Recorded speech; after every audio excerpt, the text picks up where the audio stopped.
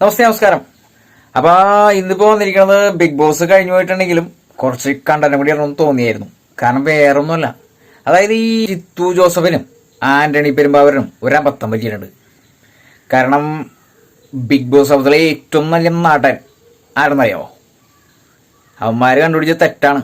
ശരിക്കും പറഞ്ഞാൽ നമ്മളെ റോക്കി. എന്താ അഭിനയം! അഭിനയത്തിന്റെ ഓസ്കാറല്ലേ, ഒന്നൊന്നര അഭിനയം. ഒന്നാമത്തെ അഭിനയം എന്ന് പറഞ്ഞിട്ടുണ്ടെങ്കിൽ ഒരാൾ ഇടിച്ച് കപാലം പൊളിച്ചു കഴിഞ്ഞിട്ട് അവൻ കിടന്ന് കരയാണ്. ശരിക്കും ആ ഇടി കൊണ്ടവനാണ് കരയേണ്ടത്. ഇത് റോക്കി കിടന്ന് കരയാണ്. എന്താ അഭിനയവും! ഇമാതിരി അഭിനയം! എന്റെ പൊന്നെ, ഓസ്കാർ എന്ന് ഒന്നല്ല കൊടുക്കണത്, ഡബിൾ ഓസ്കാർ കൊടുക്കണം, ഡബിൾ ഓസ്കാർ.